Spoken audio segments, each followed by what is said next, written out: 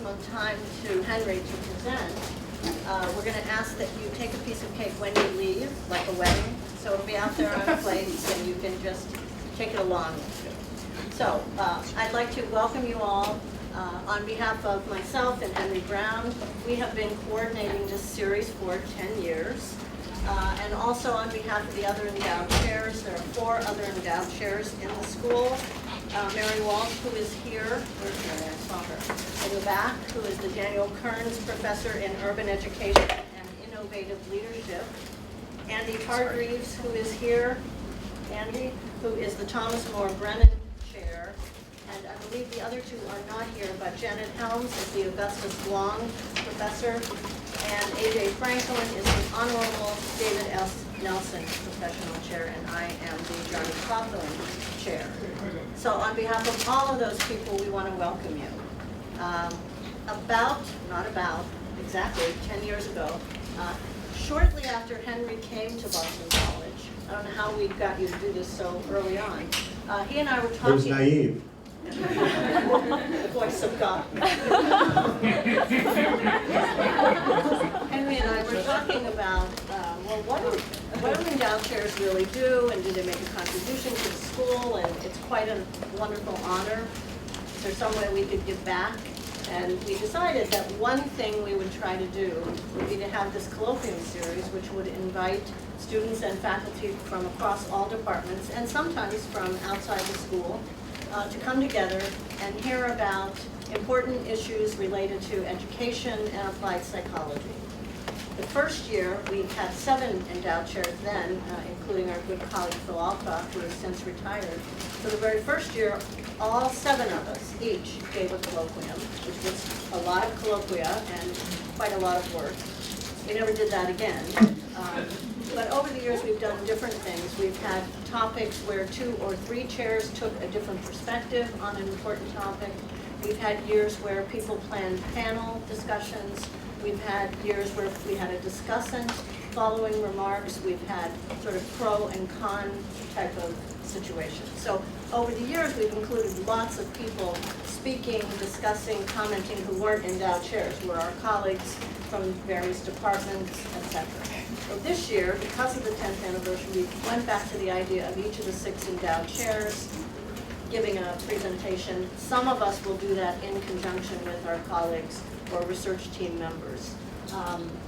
You were already on that slide. When you came in, you might have noticed there was a slide with the mission, which Stanton may say something about it in a moment, but also with the next 2 sessions this semester. So I want to call those to your attention.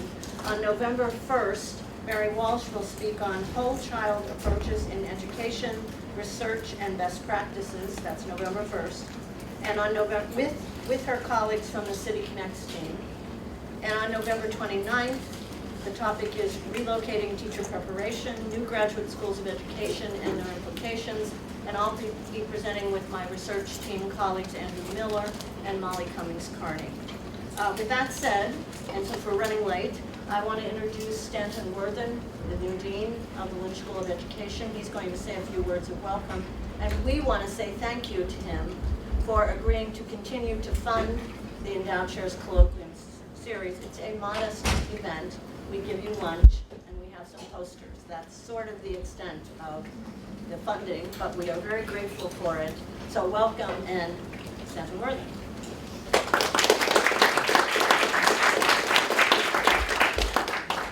Thanks to Marilyn and to Henry for helping to organize the series, and thanks to Andy and Mary and AJ and Janet for also participating. That it's great to have this sort of an event. It was one of the first meetings that I had when I came was Marilyn and Henry explained to me how they had organized the series, and of course it's a wonderful opportunity to hear from our colleagues to get perspectives on contemporary issues and the work that's exciting them. So I'm thrilled that you both were willing to do it, and it's great that Henry is here as the first speaker. So welcome to the Lynch School. We're really happy to have you, and I'm looking forward to the talk. Thank you. And now I have the pleasure of introducing Henry Brown. For many people here, you don't need an introduction, but I know we have students here, some of whom are new, so I do want to say a few words of introduction. Henry Brown is the Quasi Professor of Education and Public Policy. He's also the director of the Center for the Study of Testing, Evaluation, and Education Policy, and a member of the Army Department, Education Research, Measurement, and Evaluation. I'm one of the few people who doesn't have to look at notes for that one. I had to learn to get that one right. Here at Boston College is where he teaches a number of courses for doctoral students in Army, but also in other departments.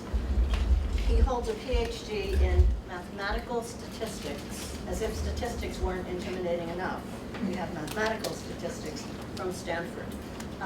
He began his career as assistant professor of statistics at Princeton, then joined ETS in 1979, where he was vice president for research management from 90 to 99, and then he had the title of distinguished presidential appointee at ETS from 1999 until he retired in 2006 and came to Boston College. He's a fellow of the American Statistical Association and of AERA.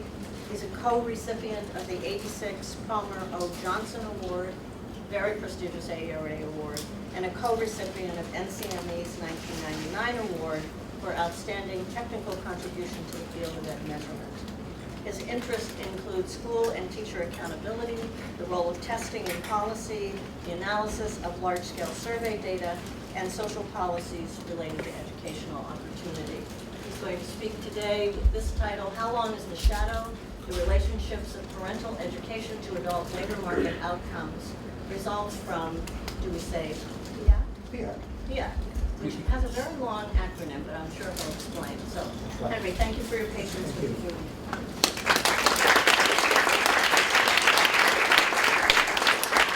Thank you all for coming, and I want to pay a particular tribute to Marilyn, who was really the organizing genius for the last 10 years. Without her, this would clearly have crashed. Thank you. Well, I am very glad to be here, talk to you about some work, current work actually, from large-scale assessments. The title, How Long is the Shadow, is taken from a book called The Long Shadow by Alexander Edwards, that came out about a year or two ago, that described a 20-plus year longitudinal study of Baltimore youth, and different outcomes that they had based on where they grew up, race and ethnicity, of course, and particularly timely given the recent situation of the recent upsurge of events in Baltimore, at least the recent upsurge in the public media. Presumably these have been going on for a long time. So, International Large-Scale Assessment Surveys, or ILSAs, we use those to generate comparable information across jurisdictions, typically national jurisdictions, to look at patterns of academic achievement, to look at the relationships of academic achievement to various educational system features, but also to adult outcomes. As you probably know, the media tend to focus on these league tables, you know, which country came first, which country came second, which ones fell from third to seventh, and so on. But in fact, as I think we all appreciate, these are among the least informative comparisons. And I'll talk a little bit more about some more informative comparisons. The best known school-based ILSAs, of course, we have our own Tims and Pearls here at the International Study Center. These are sponsored by IEA out of Amsterdam, and these focus on students in a particular grade. The other well-known ILSA is PISA, which is sponsored by the OECD, and that focuses on a single age, between age 15. So PIAC is the program for the International Assessment of Adult Competencies. It's the third in a series of such large-scale international surveys of adults.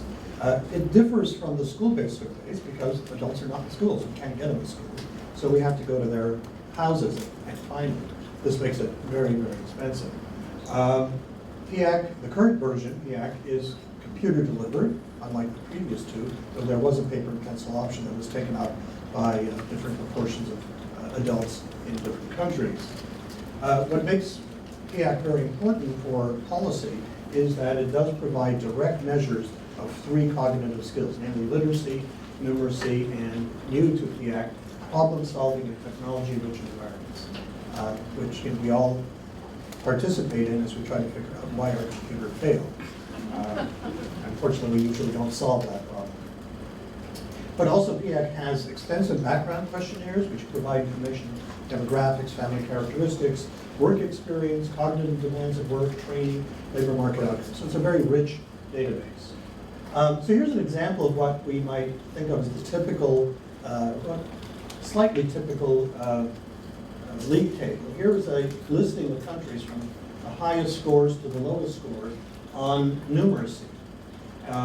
And we see at the top we've got countries like Japan, Finland, Flanders, and Belgium, Netherlands, and so on. And down at the bottom, we have countries like Poland, Ireland, France, the United States, Italy, and Spain. What makes it not quite as media friendly is that on the right side you have the countries that are not significantly different from the country on the left. So in the United States, we're not significantly below France and Ireland, and we're significantly higher than Italy and Spain. And that's about it. What I didn't show you here, because it would take too much time, is that if we look only at the oldest cohort, this is adults 16 to 65. If we look at the oldest cohort, 55 to 65, they are near the top of the OECD. If we look at our youngest cohort, 16 to 24, they are at the bottom. So we have lost ground. Not to say that our 16 to 24-year-olds are worse in numeracy, lower in numeracy than their grandparents or parents, but they've lost ground relative to their peers, and that's presumably a worry. So here we have the United States not doing too well. But we are first in the world in inequality. So if we look at the difference between the 90th and 10th percentile in numeracy and literacy, there we are. We are first in the world in inequality. So we have mediocrity and inequality. So something to think about as we debate education in this presidential year. So, leaving that aside, what are my questions for today? The first question really has to do with the relationship of parental education to educational attainment. We know from the archives and from the almanacs produced by OECD that family background is very strongly related to cognitive skills, but they don't look particularly at educational attainment. But more than that, we find, and this is in all surveys, we find that the distribution of skills for a given level of attainment is very, very wide. So even if you look at adults who hold a college degree, the distribution, the dispersion in literacy and numeracy is enormous. So some of those adults are down at the lowest levels, and of course many are at the highest level. It's really quite astonishing. And so one of the questions is, to what extent does family background explain some of that variation within levels of attainment? Then, turning to the next question, research question 2, we asked the question, what are the direct relationships of family background, such as parental education, books in the home, so on, and other respondent characteristics to labor market outcomes? And then to what extent, so that's again another version of the long shadow question, but then to what extent are these relationships mediated by cognitive skills and educational attainment? So does the long shadow work directly, or does it work through these intermediaries, and to what extent is that the case? So this is a work in progress, so I don't swear that everything I tell you is true, but it's true to the best of my knowledge as of this moment. And although there is a very sophisticated statistical machinery generating these numbers, it's really important to cross-validate them whenever possible, because whenever you get an unusual result, the first instant say, hey, this is great. My usual reaction is, what's the problem? And that's just part of my statistical training. Another reason for caution is that the statistical models that we have explain a limited amount of the variation, and this is typical in econometrics. And so we shouldn't over-interpret these results because there's so much of the variance that we can't explain. And then finally, perhaps even most importantly, the patterns of relationships that we find in these surveys, whether it's PIAC or PISA or Tims and Pearls, is that they are cross-sectional. So for policy purposes, we really have to examine these results in a national context, looking both at history and policy analysis in order to make some reasonable policy inferences. As you also probably know, this is not always the case. So we want to be sure that we're not in Wile E. Coyote's situation, where he's gone a little bit far off the cliff and finds himself without support. So what is the data that we have? We're going to be focusing on 21 OECD jurisdictions. We're going to focus not on the full span of 16 to 65, but rather the three main age groups, 26 to 55, that are, so to speak, in the prime years of labor market experience. The cognitive data that we're having, we're going to be focusing just on literacy and numeracy. They're represented in terms of what are called plausible values. And we'll go into that, but they're just a way of capturing the measurement uncertainty that the survey produces, because we don't have a lot of time to test these individuals in literacy and numeracy. It's a relatively short test, which are then augmented by information from their background questionnaire. And that background questionnaire, as I said, provides a great deal of demographic and other data. Then we also have sampling weights, because these are probability samples, and so we need to take account of those sampling weights in order to obtain unbiased estimates of the population. And the IDB analyzer is simply a software program, not simply, it's a complicated program, which allows us to take account of both the plausible values to get appropriate measures of uncertainty from the measurement side and appropriate measures of uncertainty from the sampling side, and put them all together. So our first result is to look at the association between parental education and educational attainment. Now, both parental education and educational attainment are ordered categories, right? You have below high school, some college, BA, and so on. And parental education, the same thing.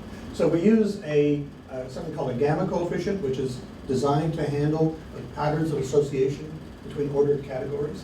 And here are the numbers, and the numbers themselves don't mean that much to most of us, even to me. But what they do tell us is there's enormous variation across the OECD. So you have countries like Sweden, Korea, Spain, and Canada at the top, where the gammas are on the order of 6.7, 6.8, 7.4, 7.5. What that tells us is that there's a very, very strong connection between your parents' education and your success in achieving higher levels of education. One would argue that that's a sign of some inequity, or social immobility. On the other hand, we have countries at the bottom, like Estonia, bottom of the list, Estonia, Slovak Republic, France, and Germany, with gamma coefficients around 0.4 and even lower. So those are countries where the long shadow of parental education doesn't seem to play as great a greater role. And the United States is sort of in the middle, 0.54. So nothing too extreme for a change. So I want to show you what, by means of some plots, what the distribution of skills looks like within a level of educational attainment when we break the respondents up by their parents' education. So what you have here, oops, didn't do that. Yes. So here we have the respondents who had lowest level of education below high school, and we have high school, then some college, and then on the far right are the ones who got college degrees or further. And then within each of those categories, we broke them up into three groups by the lowest level of parental education, middle level, and highest level. And here is an example of the Czech Republic, where you see that within a category of attainment, there's a very strong gradient by parental education. So look over here. Those individuals who achieved a bachelor's degree, but whose parents were in the lowest educational level, their literacy skills are well below, on average, than the ones in the two higher parental education categories. This is a pretty extreme situation where the long shadow of parental education plays out even with those individuals who have achieved the highest level of educational attainment. Let me just run through a couple more. So here we have the United States. Not quite as extreme, but still pretty strong gradient within each level of attainment. Now, of course, as you go from the respondents' lowest attainment to the highest, of course, their cognitive skills on average go up. But you can see that these box and whisker plots show a lot of overlap even across levels of respondents' educational attainment, and of course, still within levels of attainment. And here we have Sweden, which is more equitable in the sense that within each level of attainment, there's not much difference by parental ed. So somehow the Swedish system somehow manages to erase the parental background, at least once you've controlled for educational attainment, not if you don't control for educational attainment. So here are the same things, but here's the numeracy. and in fact, it's a much more severe gradient, much more steep gradient in the Czech Republic and in the United States, and not so much in Sweden. So what we're seeing here is that we think of the long shadow as playing out in the skills, the cognitive skills that adults have, even once they've achieved a certain level of attainment. We see that in some countries, that long shadow persists quite strongly. And what that says is that in many of the econometric studies, where because they don't have the data, they use educational attainment as a proxy for skills, we see that they're actually missing quite a bit, or they could be missing quite a bit. One other thing we tried to do here was, because it's tiresome to look at 88 graphs, is we defined something called joint proficiency. So in the PIAC, the literacy and numeracy, which are on a scale of 0 to 500, they're divided into various levels by segments. And the threshold between level 2 and level 3, which is a little bit higher than the typical US high school graduate, is considered to be kind of a demarcation, if you will, of where you have the foundational skills you need to succeed, if not to thrive, in the 21st century. So we defined respondents as being jointly proficient if they were at level 3 or above in both literacy and numeracy. That would say that they're pretty well prepared to take training or to move on to whatever kind of skills that they need, or skill training that they need in order to succeed. And when we carried out an analysis, and I'll say a little more about the kind of analysis I did in a minute, when we said what are the factors that are most strongly associated with the failure to achieve joint proficiency, then not surprisingly, educational attainment came first, second, and third. The lowest levels of attainment relative to the BA are strong predictors of a failure to achieve joint proficiency. But then we also have parental ed. In those respondents whose parents had the lowest level of education, that is not achieving a high school diploma, they were the ones who also were at greatest risk for not achieving joint proficiency. And we know that that has implications for their success in the, not only in the labor market, but their success as citizens, to be able to maneuver in a world in which the risk of pensions, healthcare, and so on has been privatized, no longer a corporate responsibility. And just to give you a graphical perspective, what we have here, we have age. So age is not doing much. Here's the 0 line. Gender, a little bit negative, but here's the parental education below high school. So that's below the 0 line. And so that's telling us that that's a negative factor. But then you have the 3 education levels, educational attainment levels, and they are really, really far down below 0, indicating, again, a very strong association with failure to achieve joint proficiency. So now let's turn to research question 2, labor market outcomes. And here I'm going to look at the tails of the income distribution. Q1 being the bottom quartile of the earnings distribution, and Q4 the top quartile of the earnings distribution. And we're going to be interested in seeing what are the factors that predict whether someone is in Q1, and what are the factors that predict whether someone is in Q4, how similar are the patterns across countries, how similar are the patterns from Q1 to Q4, and so on. And so to do this, we're going to fit a sequence of logistic regressions, I'll explain in a moment, and for different kinds of subpopulations, and I'll explain that in a minute. But we should take a quick look at what an income distribution looks like. And here's the annual household income in the United States from 2012. And so you see that you've got kind of a short tail, a mode around here. In fact, the Q1 ends at about $25,000. So if you're making less, or you made less than $25,000 in Q1 in 2012, you were in Q1. If you made above $85,000, you were in Q4. You'll also notice,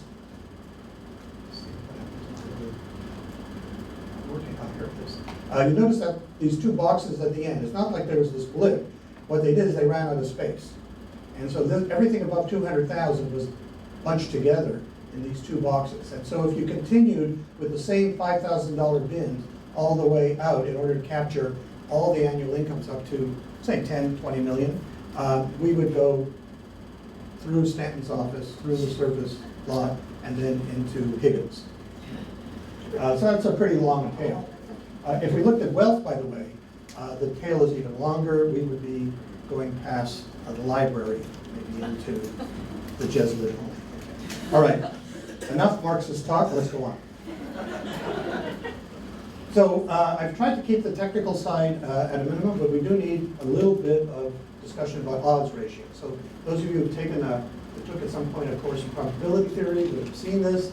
Those of you who had a misspent youth at the racetrack or the betting parlor, you would have also seen this, but those of you who led a more pure life, this may be a revelation.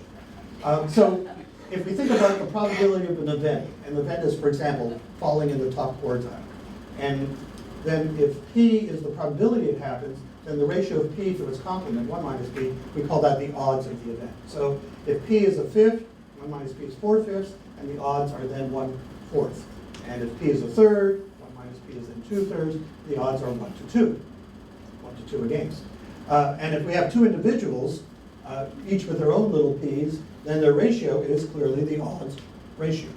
So as an example, if females have a probability of 1/5 of falling in the 4th quartile, while males have a probability of 1/3 of falling in the 4th quartile, then the odds ratio is just a half over a quarter, and that gives us an odds ratio of 2 in favor of males. By the way, you might ask, well, if it's the 4th quartile, how come there's no 1/4 there? And the answer is, in this case, the income distribution is for everybody. And we're looking at the 3 inner groups. So you could have more or less of the total group falling in that 4th quartile because their income distribution corresponds to a larger population. And when that odds ratio is obtained, not directly as I've indicated here, but through a regression analysis where I use other variables, and we call this an adjusted odds ratio. And that's what we'll be looking at in the next few minutes. So what is logistic regression? Well, logistic regression simply takes the logarithm of those odds and tries to represent them as a linear function of different explanatory variables. So you see in that second bullet, the log of P over 1 minus P, the log of odds is A plus B times family background, C times age, D times gender, E times cognitive skills, and so on. So these coefficients, A, B, C, D, E, that's what we have to estimate through our regression analysis. And as I just indicated, the estimate of a coefficient and its interpretation depends on what else is in the model. Right? So we get a different answer if we include cognitive skills and educational attainment in the model than when we don't. And the second is that it's very simple. If we simply exponentiate D, let's say the coefficient of gender, that is E to the power D, that gives us the odds ratio of females versus males. So very direct interpretation, unlike the raw coefficients D, which are on a logit scale that only psychometricians love. Now, we shouldn't get too hung up on this because logistic regression is really just like ordinary least squares regression, where we model a measured outcome as a linear function of different explanatory variables and an independent random component. The difference here is we don't need a random component because the p's capture the stochastic element sort of inherently. Also, I'm going to use a relatively new measure of goodness of fit for logistic regression, very interestingly called D, which can be interpreted very much like the R squared in ordinary regression. So we're going to use that to sort of monitor how well we're doing. So what I'm going to do is I'm going to show you how we build our models. We start with a block of demographic and family factors. The nativity native language factor has an asterisk because while we did introduce it originally, it didn't really play out very well. And in a lot of countries, there wasn't enough people to fill in all the cells, so we've dropped that. But we do use age, gender, parental education, books in the home. Then we add a composite of literacy numeracy as our measure of cognitive skills. Then we add educational attainment, and we also added years of paid work that didn't seem to make much of a difference either. So what did we find when we looked at the logistic regressions using did you get into Q4 or not as our outcome? Right? And what we found, somewhat surprisingly to me, was very similar patterns across countries in terms of the way the variables played out, but the coefficients were of very different magnitudes, as I'll show you in a moment.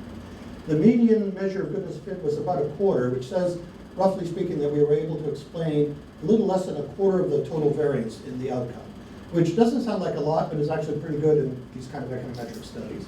But it does, for me at least, urge some caution in interpretation. Now, with regard to the question of the long shadow, so we have two measures of family background, parental education and number of books in the home. And typically, when we look only at the background, family background variables, age and gender, they were very strong predictors of whether you made it into Q4. So there's a direct effect, if you will, or at least we interpret it that way. However, when we add cognitive skills, the strength of that relationship, really an association, goes down a little bit, as one might expect, because all those background factors also influence cognitive skills. So they're fighting to explain the same variance. And then finally, when we add educational attainment, for the most part, all those family background, parental ed, books at home, almost basically disappear from the equation. They're no longer significant, with a few exceptions. So, in short, what this is telling us that in most countries, the long shadow of family background plays out through the mediators, namely cognitive skills and educational attainment. Once you have those, there's not much more that family background can account for. What about the other variables? Well, age and gender are very important predictors right from the beginning, and even when we add cognitive skills and even when we add educational attainment, their strength does not diminish. So they seem to be there for the long haul, so to speak. So age and gender, very important predictors. Cognitive skills, very important predictor of a labor market outcome. But when we add educational attainment, again, because of the correlation between cognitive skills and educational attainment, the strength is somewhat modified. And as I indicated, educational attainment is a very strong predictor, particularly at the lowest level, that is below the completion of secondary school. What about the US? I hate to be parochial, but here we are. And actually the US is quite typical, except that the gender effect, namely the advantage of males over females in falling into Q4, is smaller than in almost every other OECD country. Somewhat surprising. Now remember, this is an adjusted thing, because it's taking account of all the other factors in the model. But the educational attainment effect is relatively high. That is, if you don't have a secondary education in the United States, you are in a lot more trouble than you would be in almost any other, in fact, in any other OECD country. So education really matters a lot here. So another way of putting it, and going beyond the data we have here, is that the gradient of labor market outcomes with respect to educational attainment is very, very steep here in this country, and it's actually getting steeper. Which puts a lot of pressure on us, right? Because the failure of education system is all on our shoulders here. Now, one of the questions you might ask is, well, look, this population, age 25 to 55, that includes a lot of people who may have left the labor market or temporarily or permanently or maybe doing other things. And we know, for example, that women may stop out for a time, have children, take care of ailing parents and so on. So what if we restrict ourselves to those respondents who declared they were working full-time? Okay? Not a perfect measure, but good enough.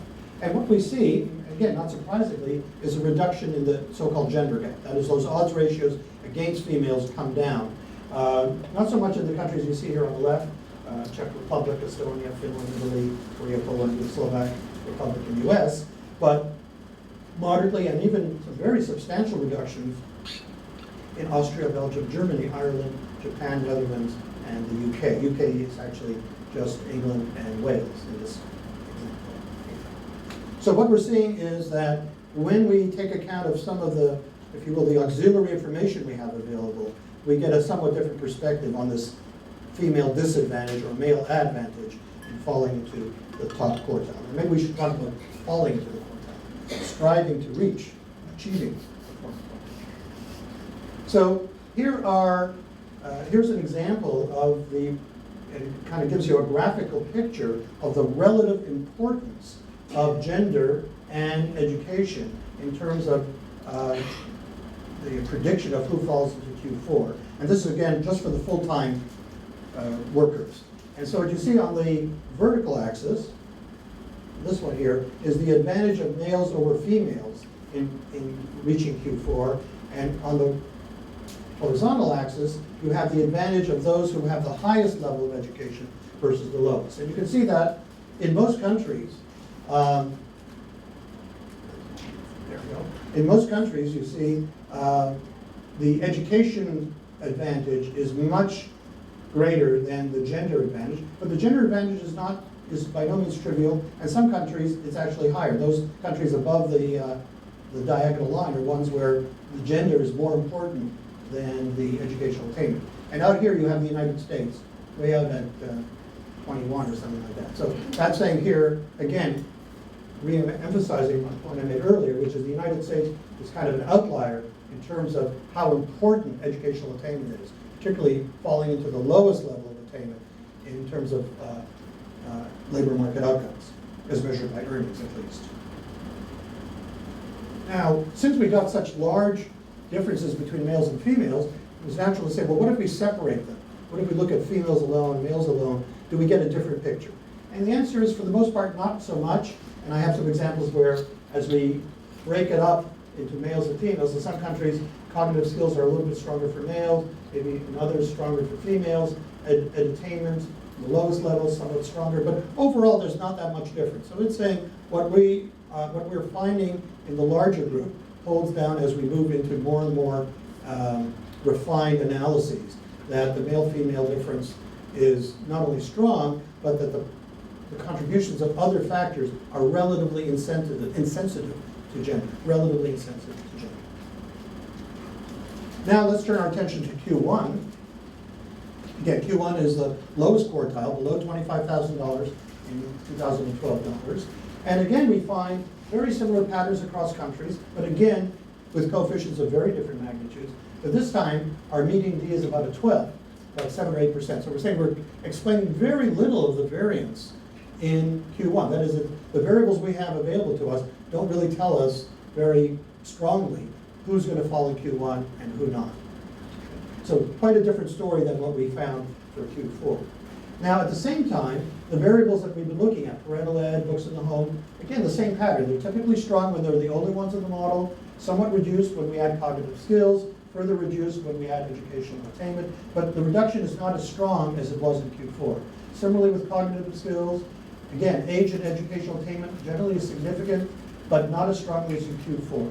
So this is all part of the story, that we just don't appear to be able to measure the characteristics of individuals that are determinative of why they fall in the lowest quartile of income. And of course, making $25,000 in 2012 dollars is not a heck of a lot of money for a household, and puts you pretty close to the poverty line, even if you're at the threshold. So there's more work to be done to try to understand the dynamics at that low end, and perhaps it's not surprising that the labor market dynamics are very different in the two tails. Again, we split the data into males and females, and here we again found more differences in terms of the patterns for males versus the patterns for females that we need to look at a little more strongly.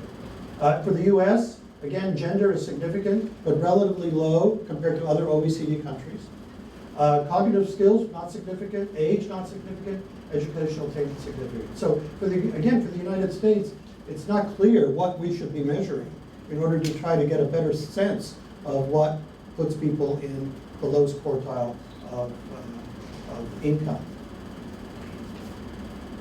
So if we want to look at the odds ratios for gender relative, comparing what happens in Q1 versus Q4, so down here, oops, wrong place, there we go.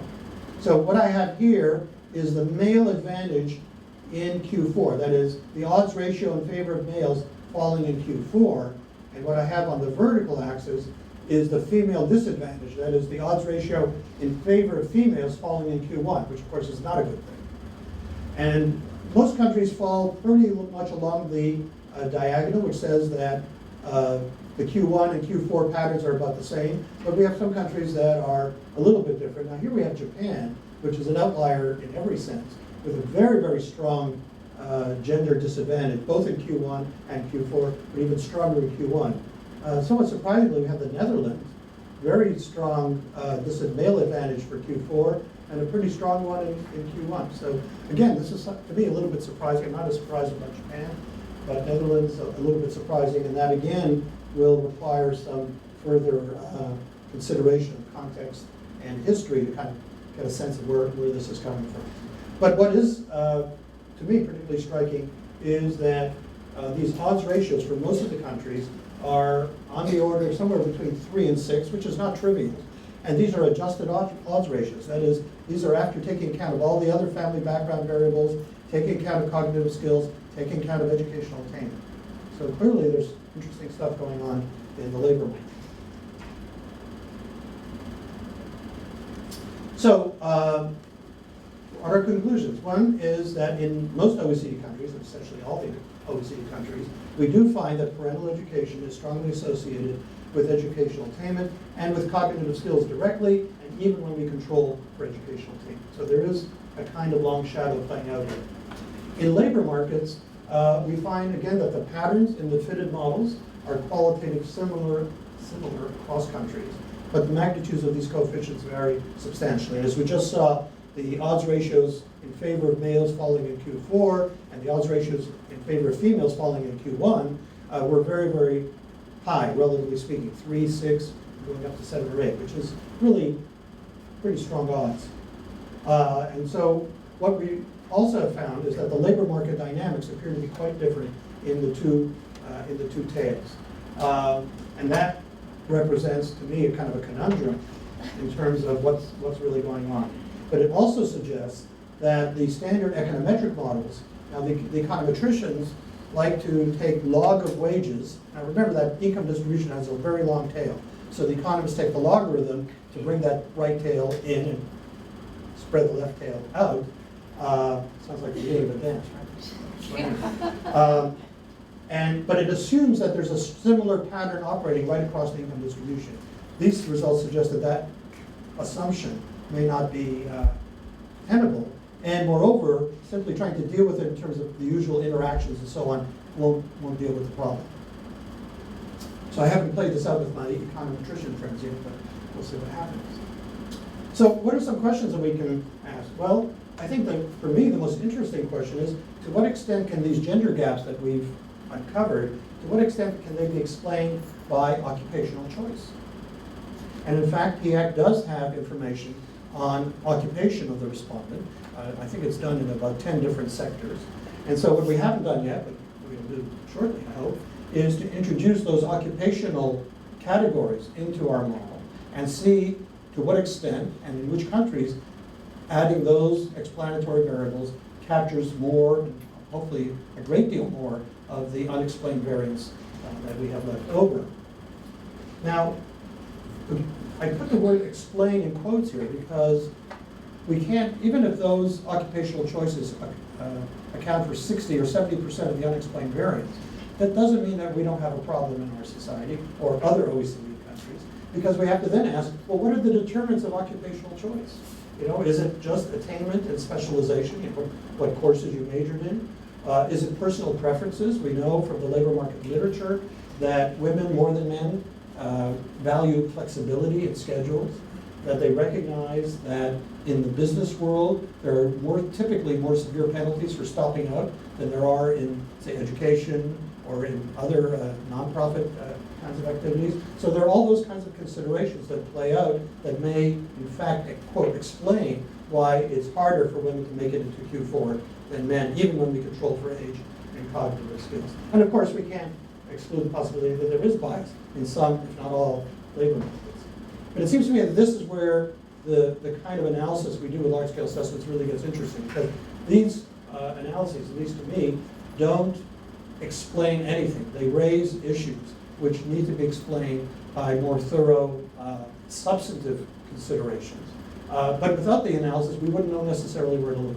So I think they're really doing their job if they're used properly. And my only my warning, my concern, is that when we build, you know, a policy edifice on the basis of this evidence, that it sits solidly on the foundation and we don't go too far out. And we have examples, particularly in the OECD, of extending far beyond the evidence base. And this is the kind of thing we want to avoid. Thank you very much.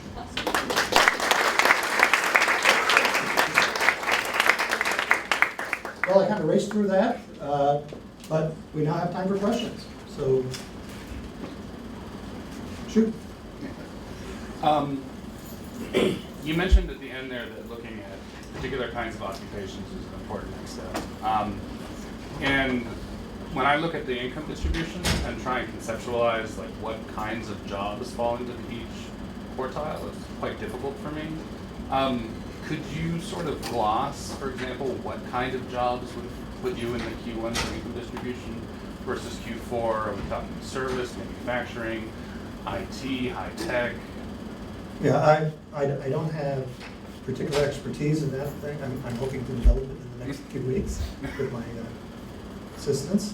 But yes, we know that the service area jobs, particularly like in hotels, fast food restaurants, and the like, nursing homes, and so on. These are the kinds of jobs where in fact, job growth is very substantial, but wages are low, benefits are low, etc. At the other end of the spectrum, not all IT jobs, but certain kinds of IT jobs, other professional jobs, and certainly the professions, medicine, law, engineering, etc., etc. Those are the ones where the earnings distribution tends towards the high end. Now again, you have to think about age, right? I mean, in other words, even if you have a law degree, well, these days you have a law degree, you're just dead, but you starting out may not be all that great, but you have some potential. The difference is that if you're in these low-wage, so-called dead-end jobs, that's the problem. It's a dead-end job. There's nowhere to go. And too often, what we're finding is that, or what people are finding is that they graduate high school. And this is part of the issue, I think, that we haven't really come to grapple with as a country. That is, we now have this enormous focus on educational attainment. Get everybody a high school diploma.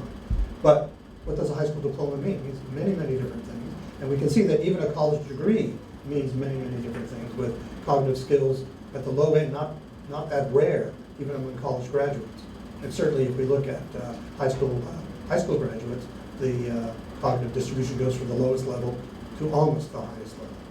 So I think a focus not only on attainment, but attainment with skills is where we really need to head. And I don't see that second part really is prominent in the conversations we're having in education today. Thank you. Okay. Yeah, I want to introduce something, quite different from what you presented on the basis of some of my research I've seen. But do you want someone else to answer? I don't know. I want to introduce the book written by Annette Narol Yeah. on unequal childhood, which is a qualitative study which looked at social class differences, middle class, working class, and poor, and family everyday life, life rituals, everyday rituals, and how parenting with children. Right. And how the elaborate form of interaction among these classes has a sort of larger consequences and outcomes. She doesn't talk about the labor market outcomes per se, but schooling outcomes here. That middle class parents were very busy, they're sort of educated family, very busy, and everyday life is kind of a constant negotiation with children. And children ask questions, children also answer the question. There's an elaborate life ritual going on every day. Right. And working class, they don't have time. And parents worry about the natural growth model, so they worry about children, but they're left alone and they drift into the peer group and clubs and other things like that. And that has a sort of significant effect on that, how ritual, everyday ritual has a certain outcomes. And middle class kids beginning to challenge when you have a negotiated environment where you go out there. And that could go too far, by the way. Yeah, they ask the teachers questions. They deal very well with authority figures, such as policemen and teachers. Yeah. I mean, the kind of behavior kind of shaped by it. And her argument was that this early childhood child rearing practice has an incredibly profound effect on life outcomes, even though it doesn't relate to labor market outcomes and earnings. But I think there's some connections there. Oh, absolutely. Yeah. In fact, if you do qualitative analysis of well, I think you have to do qualitative analysis in that sense, but there are also quantitative studies. The Hart and Risley study on vocabulary relates directly to that. And last year, Irwin Kirsch and I presented our work on opportunity, which really speaks directly to this issue of the importance of early childhood. Jim Heckman, the Nobel laureate in economics, he's been pushing this for about 15 years. I gave it a paper to you. Yeah. And but the point is that you get this concatenation of advantage and disadvantage. Yeah. And so by the time children get to kindergarten, grade 1, there are already significant gaps, not only in cognitive skills, but social emotional learning and so on. And even if the schools hold those gaps stable, they tend not to be able to bring them together. So I think the answer is, because we see the importance of parental, family background, parental education, books in the home, we have rather crude proxies for the more detailed studies that Lareau and others have done. I think what the public policy question for me is, can you design, implement, and monitor publicly funded investments or public-private investments that are of sufficient strength to break that family background anchor, if you will? And I think the jury's still out on that. And what Heckman is arguing is that if you have a series of such powerful investments, each one enhances the impact of the later one, because the children are, in some sense, readier to benefit from the next impact. In our work, we call that being systematic. Sure. And at the Brookings Institution, they have something called the social genome model, which assumes that kind of concatenation. And they show that if you now implemented 4 of the most powerful interventions at key transition points, that you would reduce poverty and so on by 30 or 40%. Wouldn't eliminate it, but you would have an enormous impact. So yeah, that's all very important. The question is, what are the examples of powerful, publicly funded interventions at scale? Head Start has checkered history in that score. Thank you. So you invest the money for public funds into the early childhood rather than higher education or some other things like that, or adult education, and pour the money into the more, and then think about redistributing opportunity in early stages. Well, yeah, I mean, that's certainly what Heckman is arguing. Yeah. But there's a counter-argument, not a counter-argument, but a sort of a somewhat more nuanced argument, is that the 2 areas in education that are most underfunded are early childhood and the high school to college transition. Because there, we have children who have struggled and strived, and made it to community college, but because of all the other things going on in their lives, have a real difficulty in completion. And so, the very strong tendency that we've had in the last 10 years, certainly in the last 5 years, in reducing public funding for community colleges, public state colleges, and so on, is having a devastating effect on social mobility, and will have that over time. Because the other thing that's going on is that those disadvantages that accumulate in an individual's life then get transmitted to the next generation. When you have such differences by social class in marital rates, out-of-wedlock births, et cetera, et cetera. So you have really this transmission from generation to generation, which really undercuts the American dream. Yeah. What do you think these large-scale interventions can do besides merely redistributing resources to those specific areas in need? Well, I don't think it's just a matter of redistribution. I mean, there are certainly arguments that the most effective public investment is just giving poor people cash, because they will do good things with it. That probably politically is not very palatable, but that's an argument. But you have examples, for example, the nurse-family partnership, where this targets first-time teenage mothers. I think that's right, first-time teenage mothers. And so they have a nurse that comes in and in effect educates this mother-to-be about how to take care of herself and the unborn fetus, and then stays with her for the first year, year and a half, even up to 2 years. That puts that child, and there's research that shows that, puts that child on an upward trajectory.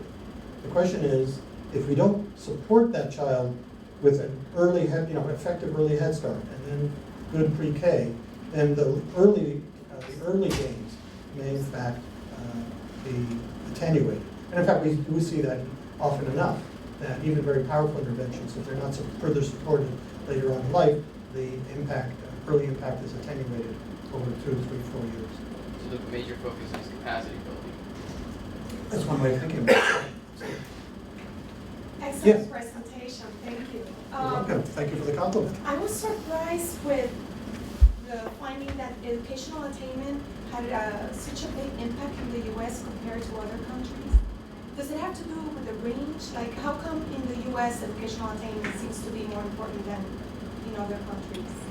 I don't have a good Either answer. models, right? Yeah. I I mean, well, I think it's particularly egregious, if you want to use that word, for those who have not achieved a high school diploma.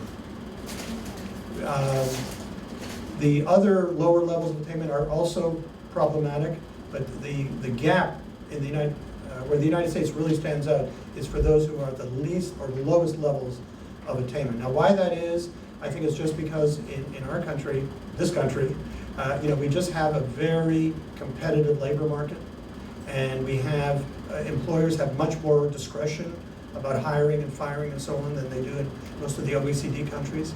So I think it has to do both with the cognitive demands of the jobs and the dynamics of the labor market, and the fact that in this country, employers have almost, again, I'm beginning to sound like a Marxist, but all right.